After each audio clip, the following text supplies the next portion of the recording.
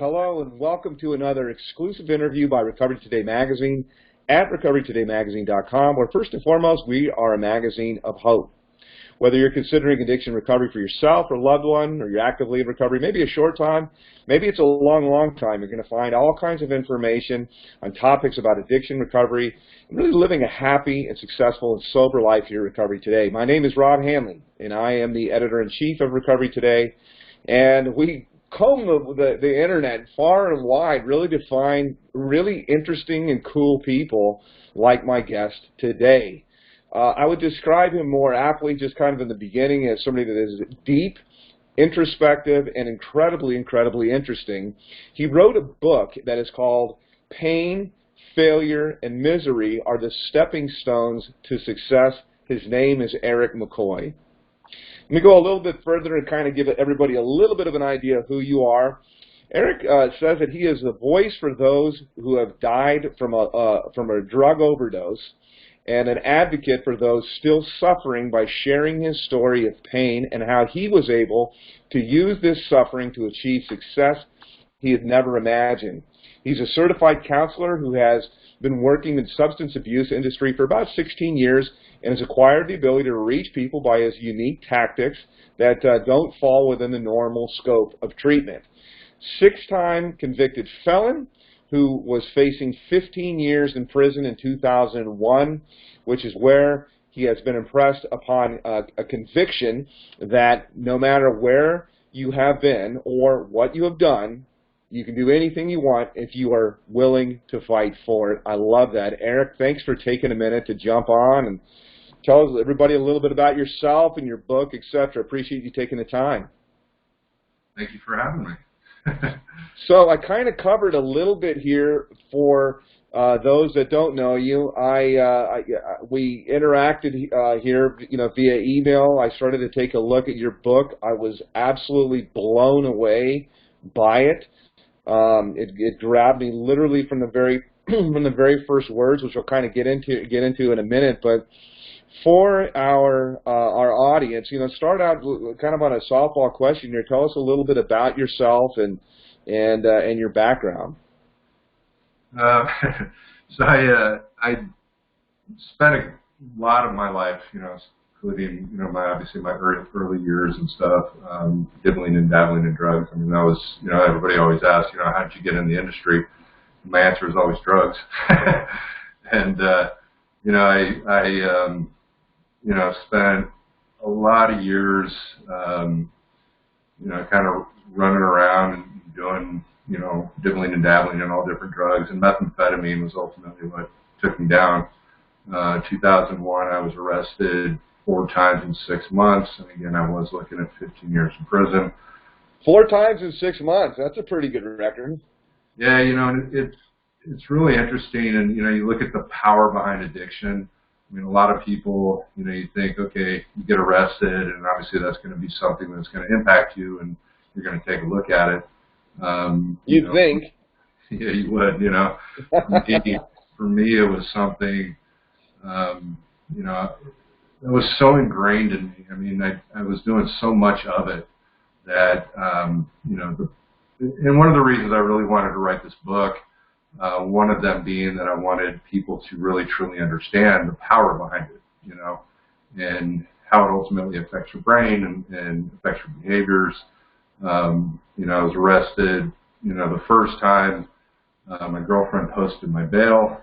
I got out. I showed up to court 30 days later, which is the typical scenario, and the DA didn't file my case and dropped the charge, exonerated my bail. So immediately, obviously if nothing changes, nothing changes. And so, from that point, I kept doing my things. It was literally the following day after I had gone to court and the DA didn't file my case that I got arrested again. And, the charges for these were pretty extensive. When you went out and did something worse. Went out and did something worse, Okay. And so, got arrested one day and then the next day just did something worse, yeah. Exactly. And so I, went into custody again, for that arrest. Got arrested on Thursday. Tuesday they took me to court. They literally never called my name, and that night they just let me go. And And so, again, nothing changes, nothing changes. And I kept doing what I was doing. And then at that point in time, I had the task force that was sort of tracking me down. They were watching me and that kind of stuff. And you're up on the radar a little bit 2 times in 2 days, I guess. Absolutely. And what was really interesting was that third arrest was, we all remember this date, September 10th. It was actually September 10th, 2001. We obviously all remember September 11th, and so September 10th was when they basically pulled me over in a sense and basically said they had a search warrant to search my vehicle, which they ultimately didn't. But they found more dope on me. They ultimately searched the room I was living at. They took me into custody, and I posted bail again. And the date that I posted bail was September 11th, 2001. And everybody kind of remembers where they were at on that day. Yeah. And my girlfriend and I were living in a hotel. We got back, went to the room, fell asleep, and I woke up to literally her screaming, "The world's coming to an end!" And she's watching the towers fall, and on TV. Wow. And then they started refiling all my cases and that kind of stuff, and I had to continue reposting bail because they exonerated it, and then eventually just ran from it. And it was September 2nd, 2002 that I was arrested for the 4th time.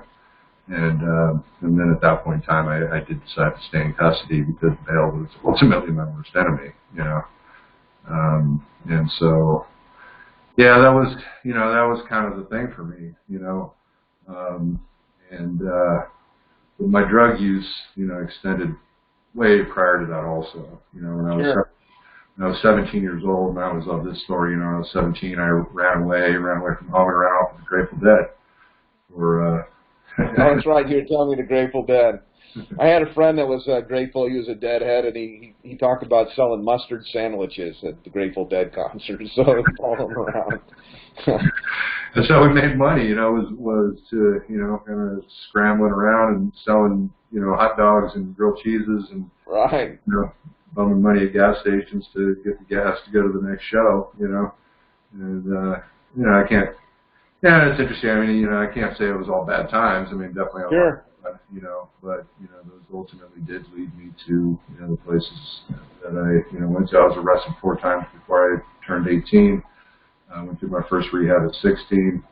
And so, First rehab at 16? Okay. 16. And that's something that, was really important to me, when I ultimately looked at the book was, we look at our youth, and how our youth are in trouble, Yeah. And I remember myself when I was 16 years old. I mean, what were we? We were invincible and we knew everything, And it's always kind of the biggest question is how do you reach people that know everything? Right. When we are invincible. So let me ask you this. So you kind of taking us through like the adult side of this, where you're, arrested all of these number of times, really from not having any arrests or anything that's, recent, to having an arrest, the next day having an arrest, then September 10th, 11th, September 11th arrest, or September 10th, then a year later, now your 4th time, and now it's pretty serious. So you're looking at some time. How, from a dark hole, like down, how did you ever find either a ledge, or did you, first of all, and obviously you're recovered now, that's what this book is about, you're a certified addiction counselor, but take us a little bit to when you found the spot and how you started to first have this moment of clarity and you first started to pull yourself out of this. It's interesting. So prior to my 4th arrest, when I was, still running around and, doing all of that stuff, and all of my many years of experience in recovery, so from the age of 16, I was 28 in 2002 at that point in time. So from 16 up until 28, I had been in and out of rehab. I'd been through a few different rehabs. I'd, kind of glimpsed back into the 12-step program, which is ultimately what, the solution was. Obviously, when I was 16, it was a 12-step program in a sense. Mm-hmm. And I reached a place in 2001 where I knew that I was in trouble. We talk about that aspect of, all of us saying that, oh, I really don't have a problem, oh, it's no big deal, I can handle it, that kind of stuff. And I did reach that place during that period where I knew I was in trouble, I knew I was in trouble. There was no way of getting out of it. And I remember going to a counselor that I'd had years ago. I don't know if we're allowed to cuss at all, but are we? Cuss, whatever you want, it doesn't matter. Some do, some don't. Because I'm going to make the statement he made, but I remember going to a counselor and I went to him. I called him up and set a meeting, and I went down to him. I'm 6'3", I weighed 130 pounds. I'm always thin. You look at me now, I weigh about 185 pounds. Knock that down to 100. Yeah, man, you're like, yeah. And I remember going to this counselor. And I told him the story. Hey, I've been arrested. I've been arrested 3 times. What do I don't know what I was looking for, but his response to me, he looks at me and he goes, "You're fucked." And that's not saying. He gave me phone numbers. He said, "Hey, right, talk," stuff like that. And obviously I knew I was fucked. that wasn't really a surprise to me in a sense. But I had these glimpses. Nice to have third-party, third-party opinion, right? And so after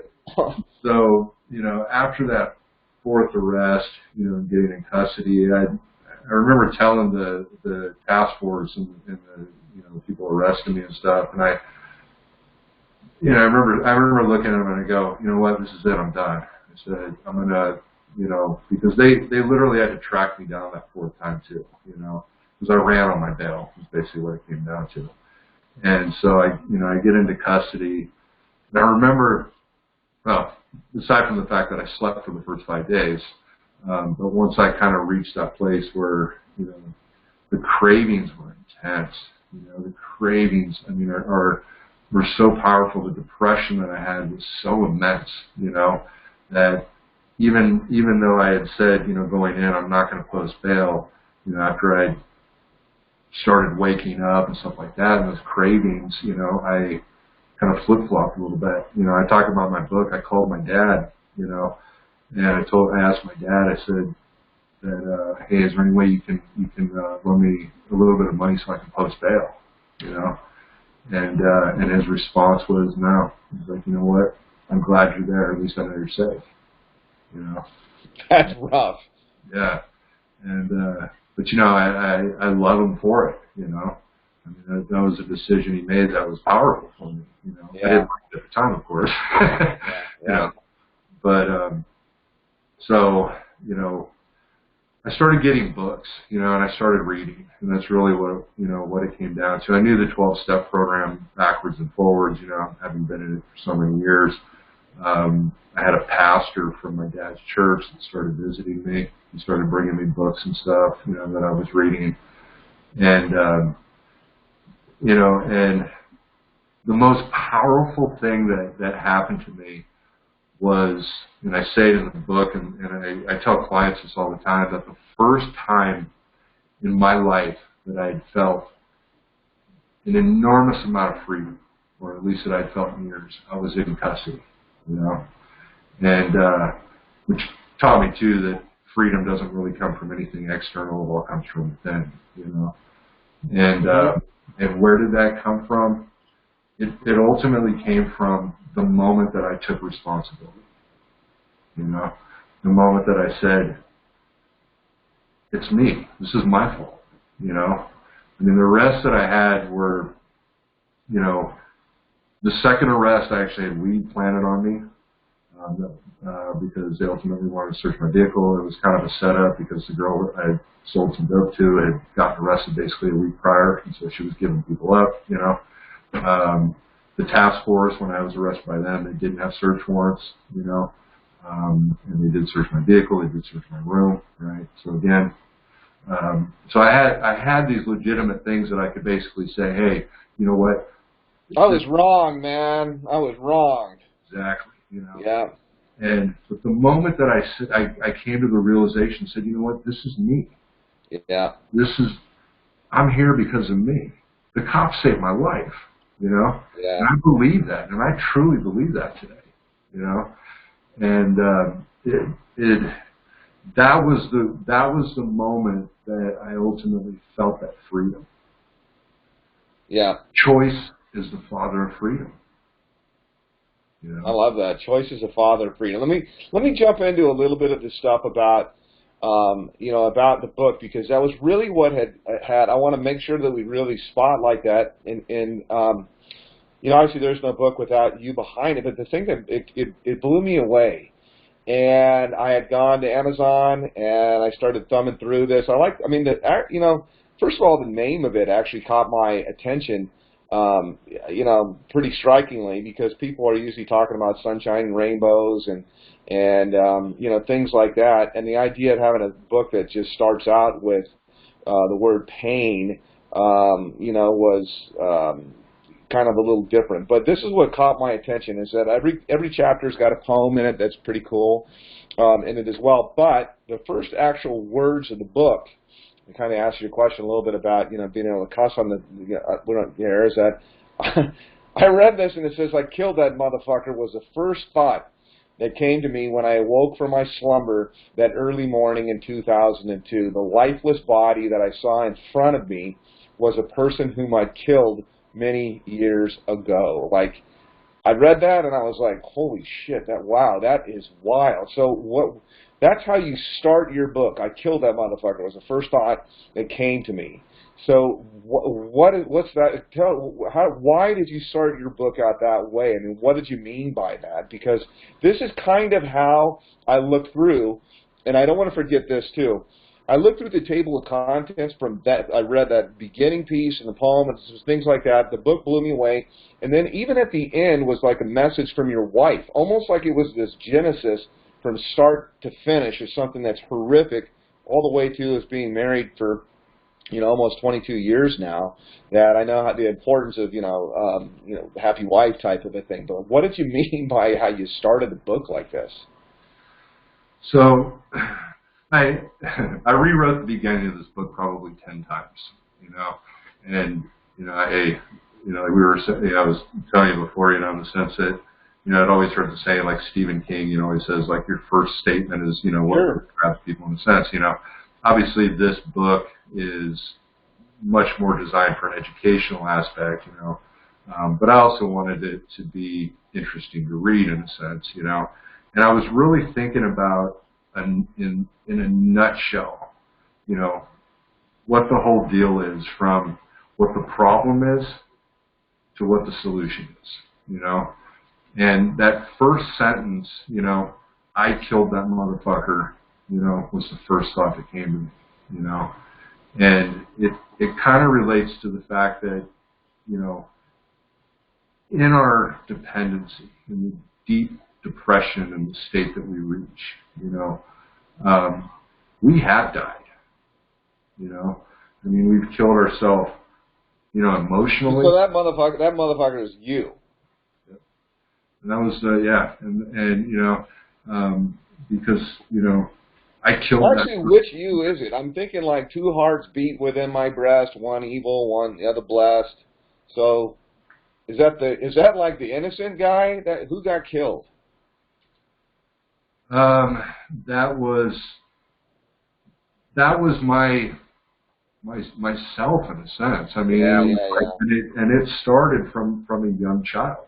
I mean, it's, we always say, like, as kids we're innocent, we're kind of through that learning process, and I had goals and I had dreams and I had things that I wanted to do and stuff. And as a result of I doing it, which again goes back to, I mean, the first step, to ultimately your success is to take the blame, ultimately. And so I did it, was really the important part for me, basically to say that was me. That was me. Nobody else did. Right. Nobody else, you know. And ultimately, I you know, again, I destroyed my dreams, you know. I destroyed my vision, you know. I'm 28 years old, you know, and I had all of these years that I always felt like was just wasted time. Yeah. You know, and I was dead emotionally, you know. I was numb, you know. I mean, I was a sociopath when I'm out there using it, you know. Sure. And pretty standard. yeah, you know, and you know, we talk about, you know, the spiritual death, you know, my spirit, myself, you know, I mean, and so then that was kind of the idea, was that I did this, you know, many years ago, you know, it started. And to me, that was really such an important concept that I wanted to start it with, you know, is that, okay, I've identified the problem, and this is what it is, you know, because I've killed myself, you know, and then the flip side to being the fact that success, and the first step to it, is taking that way, you know. Who did it? Who did it? Yeah. Right? And it was me, you know. Yeah. I mean, you know, I remember, you know, after that last arrest, and again, I'm sitting in custody, you know, after I kind of woken up, that was not my first thought. My first thought was, fuck the police, fuck God, fuck my parents, it's their fault, it's everybody else's fault. Of course. You know? Yeah. And that's pretty revelatory, man, to actually be able to start out and go, that's, you know, this guy's dead, and it was me overall that killed him. Mm-hmm. So, take me a little bit through. So you're now, you know, kind of in the bad spot. You go in. You've been incarcerated for a while. Did you start to get sober when you're in jail, or was it right? Was it after? How soon after? I mean, now you're like a certified counselor. How did all of this start? And you owned a rehab for a while. I mean, you're, you know, not just somebody that's passionate about recovery. You know, you've been in the recovery industry now for 15 years. So take me through now kind of some of the uptick to where we get to kind of some of the book, and you know, you're deciding, hey, maybe I'll be a counselor, and, you know. Yeah. So I got a really good deal. Obviously, I didn't get 15 years, you know. I had a great attorney, you know, that really kind of fought for, you know, attorneys always fight for the least amount of time as they can get it, you know. I did serve almost a year in custody in county. To suffice for what the DA wanted, which was ultimately 7 years. That was really what the district attorney wanted, was 7 years. My attorney originally was convinced he would get it down to 3, and he even got a better deal than that. I did have to sign on a 7-year prison term. It's like an executed suspended sentence, right? And so, as long as I stayed out of trouble and I didn't violate probation, then I didn't have to do it, which I didn't really want to do it, you know. And then I was also sentenced to 6 months in a treatment program when I got out of custody. And so I did my time. And I talk about it in the book, you know, there was a place that I reached where I was fearful of even leaving custody, you know, because I didn't trust myself, you know. Did you get drugs when you were inside too? I didn't, and I had opportunities, you know, which was. I've heard it's easy, you know. I mean, it was, you know, I remember being in the holding cells down, still waiting to go to court, and I got a guy snorting a line on the freaking bench, you know, and it was even offered to me, you know, and at that moment I was obviously in a good enough place to be able to, you know, I didn't really have a lot of tools, but, you know. So the sober house, when you got out, is that where you started your sobriety journey then, in the sober house that you were ordered to? Yeah, so I actually was lucky in the aspect that Theo Lacey, who's in Orange County, had at that time, they had an in-custody treatment program. So I actually was able to get into that program where I was ultimately working on myself before I got out of custody. But again, I was really scared to leave. But then I did get out, and I went into a program that I did my 6 months in. And this is also really important to everybody. And, you know, a lot of people, especially, again, I'm a 6-time convicted felon, and so many of us, we get out of custody and we go, what am I going to do with my life? Who's going to hire me? Nobody's going to want anything to do with me, which is also one of the reasons why there's such a huge recidivism.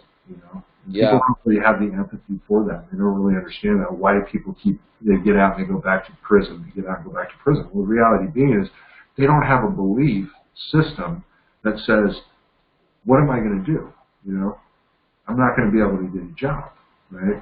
And I had that, and I understood that from personal experience. And I remember, being in the program, and I had a counselor, amazing guy, and he looks at me and he said that. He goes, why don't you look into getting into this industry? You got good communication skills, Yeah. And why don't you go back to school, I thought about it, and I didn't have a lot of confidence in myself even in school. I barely graduated high school. And so it doesn't show in how you write, by the way. I was very impressed. Thank you. But I did, and I decided to go to Cypress College, which is where I went, to get into the Drug and Alcohol Studies program, and I started doing that, and that kind of started leading me into the direction, and so I did. I completed that program. I got my associates. I started working in the industry. I started at the bottom, as a live-in house manager. Then became a case manager, counselor, and then I continuously started working myself up and became a program director. And 2009, I opened up my own program called Serenity Life Counseling at the time, where we ultimately focused on alternative sentencing. And that was a big passion for me, Alternative sentencing. Yeah, so somebody that's looking at a situation like you would have been looking at, and instead of just going away and locking them up, what's the alternative? Help. Okay. And that was, and it was, this basically what I got, was in a sense alternative sentencing. Yeah, I did do custody time, but in lieu of having to do the 7 years or the 15 years, whatever. Well, I'm curious what that was. I really want to jump in much more detail into the book because there's so many cool things there, but I'm curious, what would that look like, though? Because I know that you're still, one of the questions that I had was what your thoughts were on prison reform and things like that, but we're kind of jumping right into that now. So what would that look like then? If you're passionate about, because there's some people did you have to do time? It seems to me in my mind right now, not knowing you very much, but it seems to me like maybe you did have to do time. Would you have just gone and shown up to a counselor and stuff like that? Or so what is a program? Tell me what an alternative program or the ideal one would look like in your mind then. So custody helped me. And it did. I was at that place where I needed to be locked down. I needed to be held down. And so for me that was very important.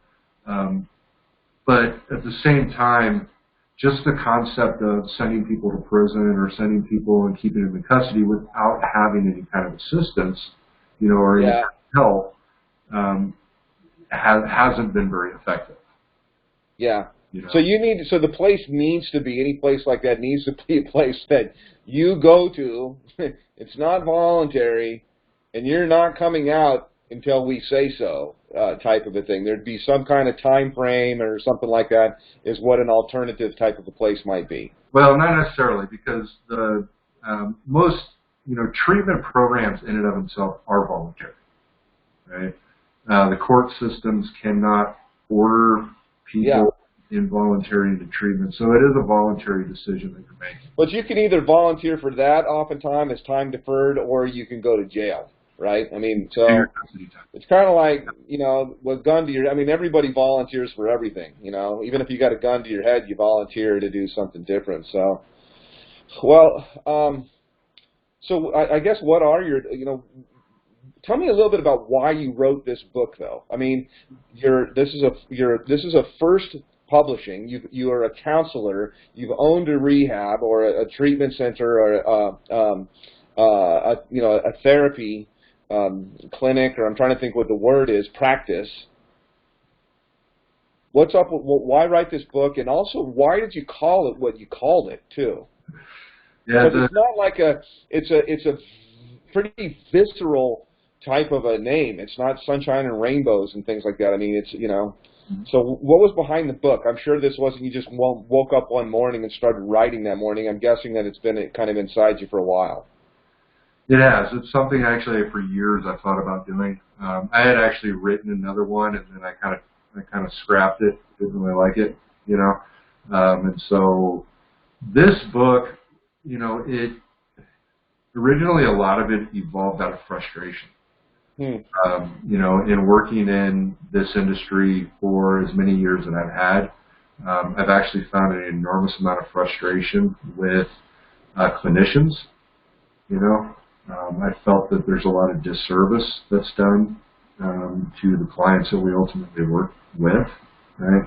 I'm not a fan. Instead of for good, they're actually, you think in some instances they can cause harm even. They can, absolutely. Yeah. Yeah.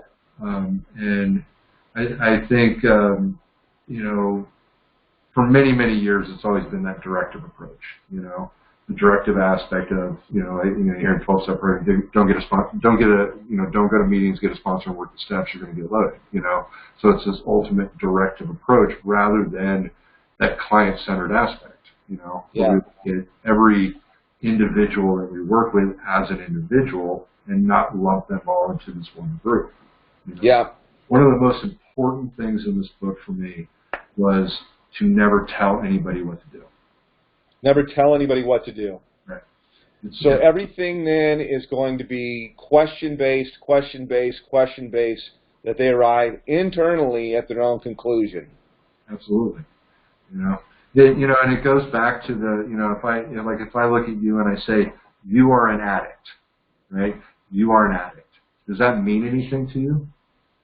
No. Well, it leads in. That does lead into one central thing that I wanted to bring out, because I know that you are not, and correct me if I'm wrong, that you are not 12-step, but then you're kind of like not 12-step either.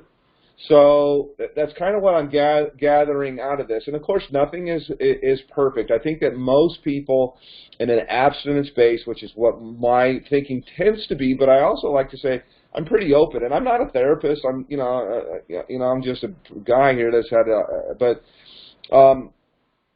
what are your thoughts on labeling? Because I think that's kind of where we're going. I know that was a big one that we were back and forth on, but I really liked your thoughts on this. So talk to me a little bit about labeling and kind of putting somebody in a box or a mindset of this is what the program is, maybe from a perspective of labeling. Yeah, and this is interesting because this is extremely controversial in an aspect with a lot of people, especially the real 12-step, ingrained people. Sure. Just like you said, I am personally, there are certain issues that I have with the 12-step program. I'm not opposed to the 12-step program. I encourage people to go to it, check it out. It was my foundation. It's ultimately what grounded me in a sense. Yeah. But I couldn't end there. And I do talk about labels, right? And I incorporate the concept that if you label yourself, you limit yourself. Right? You label yourself, you limit yourself. And I thought so hard on this, That's powerful. Just that one thing alone, you label yourself, you limit yourself, is very, very powerful. I am this. I am that. Yep. And and so one of the things that I really thought on is that when you go to a 12-step meeting, right, we always identify as, my name's Eric, and I'm an alcoholic. My name's Eric, and I'm an addict, right? And the question that came up for me was that if I am continuously telling myself that I'm an alcoholic, what do alcoholics do? They drink. They use, man. They connive, they lie, yep. And so, and again, I've never really been about telling people not to do that. It's kind of the norm and personal. but it's something that I've always thought about in the sense of it's something to think about. It's something to obviously think about. If I identify myself, I'm a thief. I'm a thief. Well, thieves steal. So what do I need to do? I need to go out and steal because that's what I am. Yeah. And so I do have a chapter in there on who am I, which I love that. I think is a really important thing, and it's a difficult thing for a lot of people in recovery to ask. So who would you say succinctly then? Who do you say that you are now? If it was like an elevator, how do you summarize yourself? Who are you? What would you like people to know about you? I am caring. I am loving. I am helping. I am trustworthy. I genuinely care about people. I genuinely, and what's even more important than that too is the fact that I care about myself. I was just going to ask you if you liked yourself. I do, and that's where the label. How long did that take till you got to a spot where you could say I like myself? It took a long time. Yeah, it took a long time. On that question of who am I, most people, and I couldn't do this early in recovery, answer that question. Yeah. Because when I was a child, I had values and I had morals and I had things, and then I got loaded and those changed, right? Killed myself. And then, and then I would get clean again, and then I would change again, and then I would relapse, and I'd become a different person, and then I'd get clean, and I'd change again, Yeah. So naturally, you fall into this aspect of how do you define yourself? How do you know who you are, Yeah. And where I did get to... Maybe it's more like who are you now instead of who are you, Yeah, I mean, it is always an evolving question. Right. It's a trick question. Yeah. But I can honestly say today, and I said this to you, I think when we were talking before, that I did a lot of bad things. I did a lot of horrible things, right, through my youth and stuff, and I realized at a point that there is nothing that I've ever done that makes me who I am. I'm not my actions. I'm the one that's done those, but that's not me, right? Yeah. So even though I've done all of these things, I don't regret them because even though they never make me who I am, they did help shape me to who you are now. And I love who I am today. Yeah. I totally get that. Before we get too far away from I love that. And I told everybody, as I said, as I up it up, a really deep and introspective person. I love conversations like this, and that you kind of latch on to small things. You go, yeah, that's really true.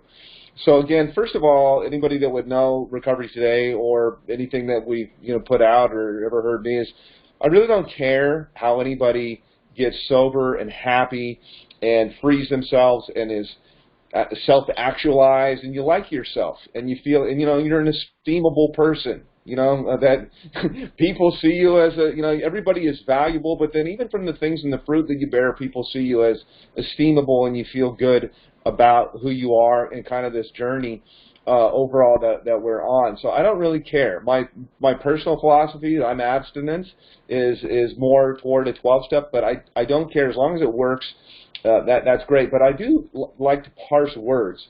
One thing is I'm a Christian. I go to church, and in terms of labeling, one thing that has always bothered me, I see very similar, came to my mind immediately when we were talking about labels, and I think you had said instead of saying I'm an alcoholic, it was more like I'm an alcoholic in recovery is a suggestion, perhaps. I don't like in church the whole idea of saying I'm a sinner. I'm a sinner, I'm a worthless rag, I'm a sinner, I'm a this, that, and the other. It's like, no, like the word even ER at the end of the whole thing, sinner, like I can run, I'm capable of running, okay? But I'm not actually a runner. I can swim, but I wouldn't say I'm a swimmer. Like the whole ER part at the end of it is like you're practicing or you're intending overall to do that. I might sin, but I'm not trying to. It's not like I'm practicing to do this. I might run, but I'm not, I could try to be a runner, but that's not what my intent is. So I don't like label. I totally got where you're coming from in terms of I am this. So, you know, I really love that, and I think the idea of who we are is actually something that's really super, super important.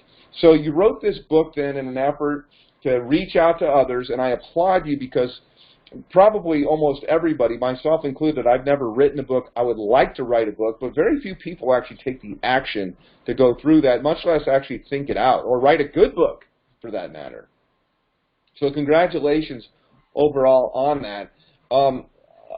Let me talk a little bit about a little bit more on, well, actually I'll jump over to a different question. Something that's very relevant today. In California, where you live, I'm in Washington State, and now I think it's going to be throughout the whole country. We're legalizing marijuana. There's a lot of people in the recovery community that are talking about CBD as an alternative pain or something like that. What are your, I mean, you're very up and relevant on different things like that. What are your thoughts on you know, these kind of topics if you know, somebody were asking you? About legalization? Yeah. I honestly, you know, am not a fan. You know, we look at our government and the way, you know, things have always been, and it's always been about reducing supply, reducing supply, reducing supply. You know, I made a video recently, and it kind of looks at that whole concept, which really relates back to the fact that this is one of the biggest reasons why everything is so shame-based. You know, why there's so much hatred that we have for drug users. You know. Mm-hmm.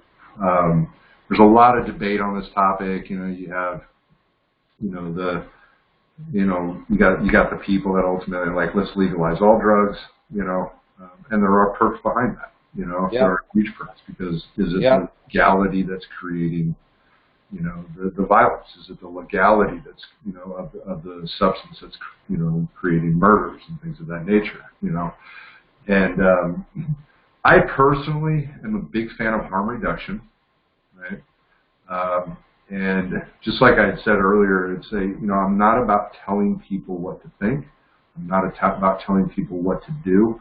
I am really about helping look at how people think. Yeah.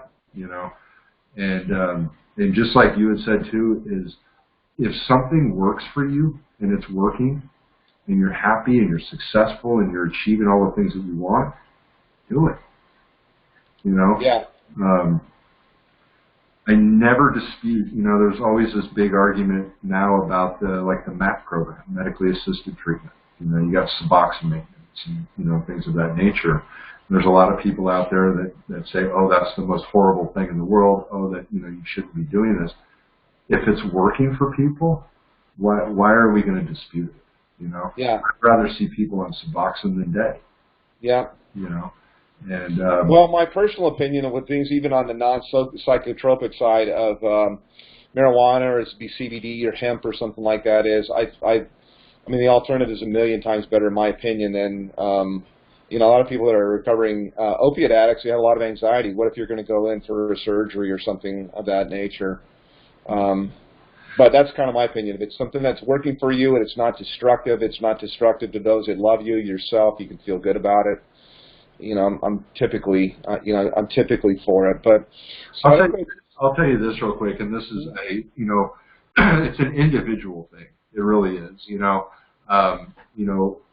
for me, and just like you had said, you're on the abstinence-based thing. For me, it's the only thing that'll work. It's the absolute only, and that's for me. I can't smoke weed and not move towards other things. Yeah. You know, I can't drink alcohol and maintain that cognitive ability to dispute going back to what I ultimately really like. You know, for me, you know, I spent, you know, in the first part of the book, you know, that talks about the topic is pain, failure, and misery. You know, I spent many years, right, trying to be happy, successful, but not be clean. Mm-hmm. I wanted to do, you know, I didn't want to be clean, so I tried the smoking weed. I tried the just drinking alcohol. I tried the moving across the country and living in Maryland, you know, and I tried everything that I could without being clean. So for me, on a personal aspect, none of that works. The only thing that works for me is complete abstinence. Yeah. And it's a personal thing, though. But again, I'm never going to argue and I'm never going to dispute something that's working for people, just because it doesn't. How important is the spiritual side of this? Because I wanted to kind of bring that out. You mentioned it a little bit, but what is it? I know that was something that you had mentioned overall in the book. I've heard different people. Russell Brand thinks that addiction is a spiritual disease. What's spirituality to you, and how central is it? I talk about spirituality in the book, and to me it is extremely important because everybody that comes into treatment or everybody that's coming into rehab, get ready for it. It's going to be brought up. It's going to be mentioned. 12-step program, power greater than yourself. 12-step program, God. God's mentioned there many times in the big book, and so it's something that people need to be ready for, and it's always one of the things that a lot of people utilize as excuses to run away because they don't, want to, embrace this spirituality aspect in a sense, And so one of the things that I thought was really, really important in this is I actually look at what spirituality is, and I really ultimately define it. And like everybody says, it is a spiritual thing, right? And the thing is when you look at the word, you look up spirituality, it'll say, be spiritual, right? You look up spiritual, it'll say, to have spirit, right? Which haven't told us anything yet. But when we look up spirit, that's when the power comes in, Spirit, there's a lot of different meanings behind it, but one of the most powerful is to have purpose and to have a meaning in your life. Interesting. To have purpose and meaning. And so you can ultimately relate this to substance abuse. What have they lost? Purpose. They've lost meaning. They've lost passion. They've lost, any of these things. The spirit is also related to the idea of the question that everybody has on this planet is, why are we here? Where are we here? What are we supposed to do? Where are we going? What's it going to be like? All of that kind of stuff. And so, Who's out there? Why am I in pain? Yeah. And a lot of people correlate that with religion, and it does fit because, with Christianity or Catholicism or Judaism or, Muslim and, different religions, that's what their purpose is. I mean, it still fits into that same concept. What is a Christian's purpose is to please God, to do, to behave in ways that are, the way that you're supposed to, not sin, like you mentioned, right? And so they have that purpose, and that's what that's about, And so I look at everybody out there that's got long-term recovery, been, clean for a lot of years. One of the things that we all have is that we have a direction, we have a path, we know where we're going, what we're doing, why we're doing it, how we're going to get there, People get sober because of what they don't want, and people stay sober because of what they do want. So let's talk quickly about that, because one of the things that you had said that we kind of kicked around back and forth was that you're saying that people do things which make them feel good, that ultimately this is what we're after. We're after things that are make us feel good. And when we don't feel good, and we don't feel good maybe probably ultimately about ourselves, that's when drugs and suicide and murder and stuff like that are what happen. What are your thoughts on that? Yeah, I've been really trying to get this message across, so I'm really glad you brought this up because I think this is so important, And again, it goes back to the empathy, the empathetic factor of this. Our society still falls in this line of hatred. You walk down the street and you look at somebody, you're like, oh, that person's on drugs, And so there's still this real negative hatred. But the reality being is that what the drug user is seeking is the same thing that everybody on this planet is seeking, right? Our ultimate desire is to feel good. That's what we all want, We all want to feel good, right? When people are unable to achieve that, or they're unable to reach it, or they don't know what that means, they try a drug or they do something and their brain goes, bam, wow, this works, Everybody does things for a reason. You study it in psychology. Psychology is the study of human behavior, right? And, Everything we do for a reason, right? And drugs are no different. People do drugs, feels good, we want to keep doing it, you know? And so, and this is something that I've really, you know, talk a lot about with the stuff I talk in there on the youth, you know, in the sense that we all want to get high. I like to get high. You like to get high. My mom likes to get high. Your neighbor likes to get high, right? We all like to get high. My mom's going to kill me if she, you know, because they still don't correlate these words, right? The reality being is that we can call that our desire to feel good. We can call it highness, you know. Highness is not a property of drugs. It's a property of people, you know. We don't get high on drugs. We get high on our own chemicals. Yeah. So you study physiological effects. It's the dopamine and things like that. Yeah. Cocaine blocks the reuptake of dopamine. You know, heroin mimics endorphins, which ultimately stimulates. Mimics. That's the whole thing. Is mimics. Yeah. And that's all that drugs do. You know, is they affect our chemicals, which is where we get the feelings that we're looking for. You know, highness is not a property of drugs, property of people.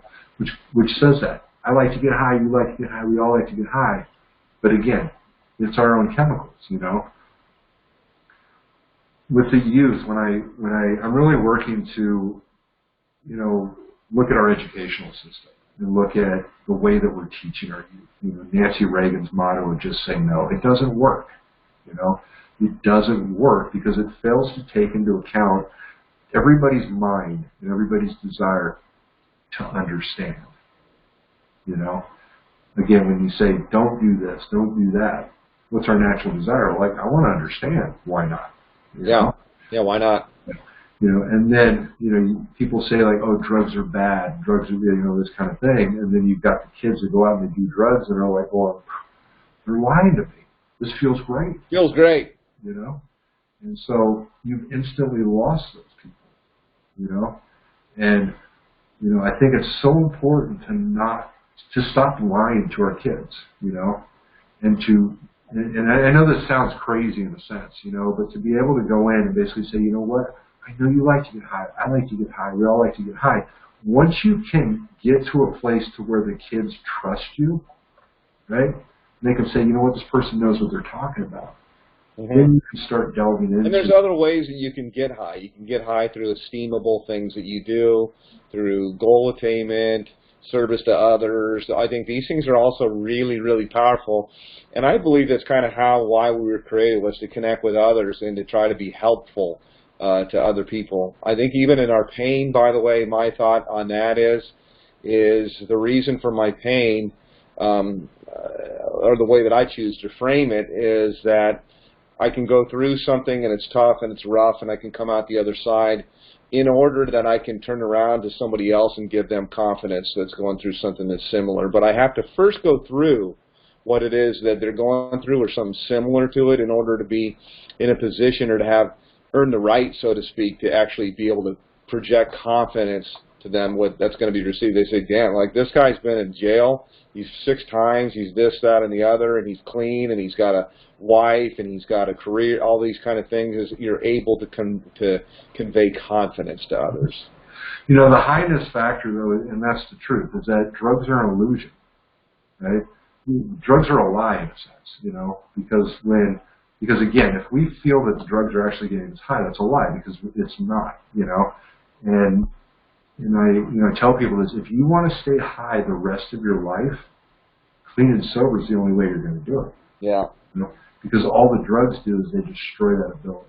You know, adaptation level 2. You know, says anytime that I use something like a drug for an extended period of time, my body's going to adapt to where I will no longer get pleasure. You know. And yeah, it feels really good until it doesn't feel good. Exactly. You know, drugs are fun when you choose, but when you have to, they're not fun anymore. Yeah. You know? Yeah. Because eventually that place, you know, whether you know, and that's the other thing that all the argumentative stuff and the fact of like, you know, you got the 12-step program, you got smart recovery. AA believes in the disease concept. Smart recovery says, no, it's a behavior, change the behavior, you can get better. I've always felt that, you know, everybody's out for the same goal. Why don't we come together and actually, figure out, something, instead of this combating factor. From a personal aspect, right? If I go out and I get loaded, okay, because of the awareness that I have today, I can tell you exactly what will happen. I know what will happen. It's going to be the same thing, right? And it's going to be worse, right? I know exactly what will happen.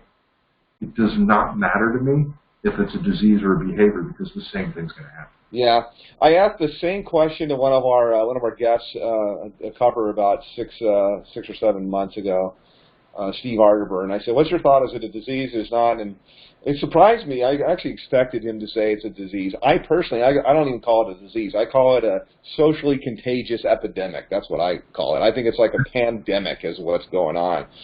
But he sidestepped it. He said almost the same thing. He goes, whether it's a disease or it's not a disease, I don't really know. But here's one thing: we can all agree that it's not good for us. It's not good for us. I thought that's pretty smart, man. I mean, really, truly, we can all agree it's not good. It's not good.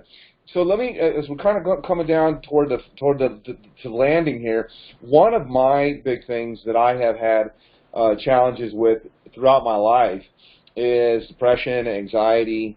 And then one of the things I know that's a hot button for you too is fear. I was once told that that courage is not the absence of fear, but courage is taking action in spite of fear. I know that you're very big into fear. What are some of the lies that we tell ourselves, and how do you define it, and how do we actually overcome and combat fear? Yeah, fear is basically the greatest destroyer to happiness, and it really is. Wow. I remember reading a book, and this a lot of years ago, and I talk a little bit about it here. Is this concept of appreciation, right? Appreciation is defined as the strongest outbound form of love. It's the idea of giving of everything and asking for nothing. They've also realized that your mind cannot be in the state of fear and appreciation at the same time. So if that's true, then appreciation may be the antidote to fear. Right? And I'll tell you a quick story real quick, and this is interesting for me. I tested this out a little bit. Right? When I got out of custody, I got a call from this lady that I was at the rehab that I was at, and she had asked if I would be willing to go speak at a conference. Right? And it was actually an H&I, Hospitals and Institutions convention that they were having, and wanted if I would meet with the Orange County elected district attorney, Tony Rakakis, right, and then go speak with him at this thing, right? I had an enormous fear of public speaking. Just the concept, just the thought of it made my stomach cringe, this idea of getting up in front of hundreds of people and talking, right? So I told her, let me think about it for a second, I'll call you back. And then, I sort of went with that 12-step idea of, if you're asked to do something, you should just do it, right? Mm-hmm. And so I called her back and I said, I'll go ahead and do this, right? So I went to lunch with Tony Rakakis, right? Again, the Orange County elected district attorney, and he wanted to hear my story, right? I told him my story, right? And I walked out of that meeting thinking like, wow, that was powerful. I mean, it's one thing about telling your story to a sponsor, try telling your story with a district attorney, right? And so I ended up doing this, and I went to this conference, and he spoke for a while, and then he asked me to come up because he was telling me a little bit of my story and trying to relate, things like that. And so I got up and I tested this out. I spent the first 5 minutes telling H&I how much I appreciated, genuinely appreciated them coming into the jails, sharing their story, giving me help, giving me assistance. My fear was gone. I had nothing. I mean, and I literally so cool. Another 20, 25 minutes sharing. And so I was able to test out that theory, and I really think that is so cool. One of the things, that's a great story. One of the things that I discovered as I continue to look for remedies, if you will. I mean, and so I call them tools, kind of in a toolbox for depression, anxiety, fear, and things like that. It was some video after some random guy on YouTube or something, and he was talking about saying thank you. Like, actually, it was like walk around outside, say thank you for like 5 minutes. Thank you, thank you, thank you, thank you, thank you, or thank you, God, or thank you for this, or thank you for that. But I will say that actually it works really well. I mean, if somebody's watching this, right, just go try it. Say thank you. And thank you, thank you, thank you. Sometimes I kind of run that program even in the back of my mind while I'm doing something else. I'll just have a thank you program kind of going on for, maintenance, if you will. And my mother, who lived to be 97, was very, very happy, very ecstatically happy. I'm brought to think about her, and she said that one of the things that she attributed to her success was that she was grateful all the time, and that she would thank the Lord, as she said, all the time. I just thank the Lord all the time. And then she said, I think that's one of the reasons why I'm happy. And I thought, that's a pearl of wisdom right there, man. Like, thank you, thank you, thank you, thank you. So appreciation is one of the central tools that we should use in combating fear, is what you're saying. Absolutely. You look at everything that we take for granted. Yeah. How much do we take for granted in life? Yeah. When I got out of custody, I wrote a gratitude list. You had mentioned gratitude, right? Which is sort of correlated in the same concept. Yeah, of course, right? Same thing. My list was enormous, right? Because I came out of custody. I was grateful to be able to open up a refrigerator and grab my own drink. I was grateful to be able to use the bathroom without people watching. I was grateful for being able to walk outside. I was grateful, so I had this whole list of gratitudes. It goes back to you never really know what you have until you lose it, right? Yeah. And so for me, it's something that I've really worked to hold on to. My wife and I just bought a house about a year ago, which was powerful, which was important to me. Huge. And coming from where I came from, and now I'm a homeowner, I have a house, and I actually own 4 cars. I don't have 4 cars, but it's like there's so many things that I appreciate today, and it is one of the qualities of happiness, because I have found ways to get high without drugs, and to me that's so important.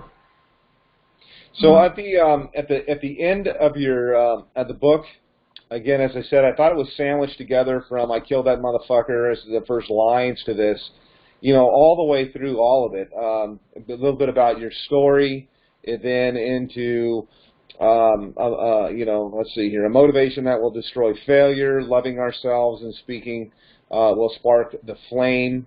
Who am I? A greater success. A lot of the stuff that we've covered here. Is recovery real? That was one of the things that I thought was a great one too. But all the way down to the very end, because we've been chatting for a while here, and obviously we could go for quite a bit longer. But I thought it was interesting that you closed your book with "from the author's wife." So I wanted to know, what does your wife have to say? What does she add in the book in terms of from the author's wife? So we had. I haven't been married 25 years. I think you had mentioned that early on. Coming up on 22. Yep. No. We actually we got married in 2016. So, but I was married. So this is actually my second wife. But so we she's an important part to this whole story because there's a whole part in this where I had 11 years clean and sober, and I did relapse, right? Which takes this to a whole different meaning, I had, and this relapse was, after the 2002, scenario. So I had 11 years clean and sober. I made some bad choices.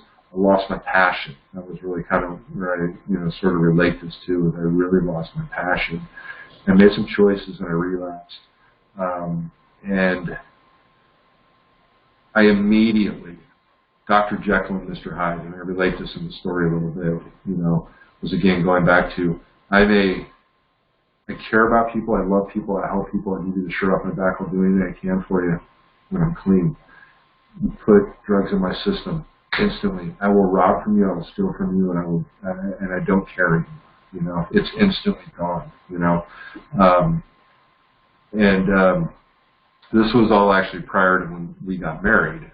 You know, that I had relapsed. She had relapsed also. You know, I immediately take it to a whole different level than most people, and I'm out running around home, you know, doing everything I was doing. And she fought so hard. She fought so hard to save me, which is really difficult for anybody to do, you know. But she eventually reached that place where, you know what, I'm leaving, I'm moving, you know. And there was some very horrible things that happened during that. But we ended up coming back together. I did go back to rehab. I got clean again. You know, it was a 6-month run kind of scenario. And, you know, we were able to work through those things, you know, get through that stuff, and ended up getting married and have a great life today, you know. Good. But yeah, she's so important in this, you know, in this story. She wasn't around, obviously, you know, during all that time, 2001, 2002, we weren't, you know, I didn't even know her at the time, you know. She is a big part to me, you know, coming back. And I do think that part is such an important part of the story because for me, you know, I always hear people say, you know, like I relapsed, I lost everything. I lost it all, you know. Oh my God, I gave up. It's had 11 years, you know. And I changed that concept in my mind because I felt that way too when I ended up back in rehab, right? And I felt that way. I lost everything. Oh my God, you know. I'd been counselor, program director, executive director, own program, you know, and all this stuff, alternative sentencing. And I relapsed, you know, and lost everything. And I came to a realization, though, that, you know what, I didn't lose shit. You know, I didn't lose nothing. I didn't lose everything I knew, right? I didn't lose all of my experiences, all of my talents, all of my abilities, you know. And I gained something, you know. I gained something from the pain, from the failure, right? From the misery, right? That stepped me into a whole new success, you know. Because, you know, pain is inevitable, right? Failure only exists if you give up. Yeah. And so that's where that really taught me, because I started saying, oh my God, I'm a failure, I'm a failure, I'm a failure. Nah, it's get knocked down 5 times, get up 6. And so failure only exists if you stop, you know. I'm not a failure today, you know. And in misery, you know, again, we talk about as a choice, you know. It's about how you look at it. We can live in a pessimistic life, we can live in an optimistic, you know. It's all about how I view the world, you know. And pain, you know, pain, as you had mentioned earlier, is such a big part to this book, right? And it is so important. You know, you had mentioned, you know, the motivation concept, you know. Everybody's motivated by one of 2 ways. The first way, which is by moving away from a painful experience, right? Which is what brings everybody into treatment. That motivation will never last, right? And the other motivation is when you move towards something good or something better in your life. But pain is such an interesting idea when you're talking about substance abuse, right? Because when, you know, usually it's pain, right, that increases the desire for people to use drugs in some aspect, right? And then the substance abuse is causing pain, right? And you continue using because of what is actually causing you the pain in the first place, you know. Mm-hmm. And you know, we talk about pain as our greatest motivator. Well, people continue to use drugs to avoid pain, right? But people get clean and sober to avoid pain, right? So you've got the, you know, the intermingling there of the 2 concepts, you know. We continue using because of pain and we stop because of pain, right? And so, pain, and I tell clients this all the time, and I really love this idea, is that, I tell them, I go, you guys are the luckiest people in the world. People come into rehab and they're like, this is going to suck. This is going to be horrible. Life's going to be boring. But no, you guys are the luckiest people in the world, right? Because you get an opportunity to work on things that most people don't. And it was a result of the pain, the immense pain. And the more pain that you've experienced in your life, the more growth or opportunities you have. Mm-hmm. And, I always look at, you look at people that, are like, oh, extremely wealthy, they have lots of money, they live in these big houses, and everything's wonderful, there's no problems, and things like that. Those people never grow. Yeah. Because they That's don't. interesting. I never thought about it in terms that they didn't grow. Well, let me ask this as we kind of bring it in here. How can people, do you still see clients? How can people connect with you? We're going to obviously promote the book for everybody. I'll plug it here, a time or two again. It's called Pain, Failure, and Misery Are the Stepping Stones for Success. You can find it on Amazon. You can find it on a number of different places that are out there. It's all over the place. But we'll put links that are in here. Pain, Failure, and Misery Are the Stepping Stones to Success. How can people get in touch with you as well? And do you still do you coach people, or do you have clients? How would that work? Yeah, anybody can contact me. I have a website that's recoveryecosystem.net. Recovery Ecosystem? Yep, Recovery Ecosystem. And the book does title Recovery Ecosystem Presents Pain, Failure, and Misery Are the Stepping Stones.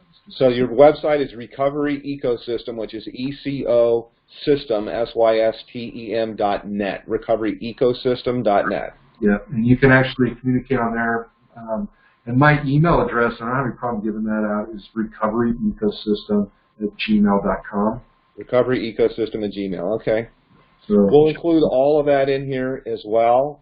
Going to take a lot of the pieces overall in this feature from this, and then kind of incorporate everything together to really kind of bring this out and spotlight. I know we jump around a lot. I'm a real rabbit trail type of person. I like to know who it is that I'm talking to and kind of what makes them tick. And it was obvious from the, I killed that motherfucker. And then as I was reading through, that it wasn't just like that one sentence that grabbed me, but I was reading through it again. I was struck by the fact that you close it off like, about from the author's wife type of a thing. I think that's like almost the ultimate litmus test to it. But I think you've got some really cool points. I think there's a lot of people that can really benefit from the book and connecting with you, whether it be on labeling or different ideas, and the whole idea that maybe one size doesn't fit all, to rehabilitation, incarceration, and things like that. So I just appreciate you taking the time to jump out and share with everybody, and I'm really grateful and congratulate you on actually writing not just a book, but writing a well-written book, a deep and introspective, thoughtful book. So appreciate that. Absolutely, thank you. I just want to make one last comment real quick, and it kind of goes back to in the very beginning, is that no matter where you have been or what you have done, you can do anything you want if you're willing to fight for it. And we need to fight for it. We can fight together. I mean, that's kind of really the big thing, about it, is that we need to let our voices echo. We need to speak about this stuff, and we need to talk about this stuff. We need to remove the shame. Because again, everything the drug user is looking for is the same thing that everybody else is looking for. And we need to start teaching people to think for themselves. I could not agree more. I could not agree more, and I see it as not a one-man fight. I think we have our own personal battles, but I see it almost like it's tag team wrestling, man. Sometimes you get a little tired, somebody else can jump in. You need a little bit of a break. You need to recharge yourself, and it's not it's not a 2-round fight. It's a lifetime type of a fight. So I love that. I love that kind of that whole warrior mentality, and also the whole idea that anything that you want, you can get it if you're willing to fight for it. So great stuff. Really, really good stuff. Well, thanks so much for jumping on. I appreciate it. This has been another exclusive interview by Recovery Today magazine. I told you guys that you would like this interview that you really like Eric. This has been Eric McCoy. You can reach out to him at recoveryecosystem.net. Get his book. You'll love it. It's awesome. It like grabbed me, first and foremost by the scruff. Pain, failure, and misery are the stepping stones to success. And thanks. Just a second, Eric. I'll stop the recording and we can chat for just a moment. Thank you.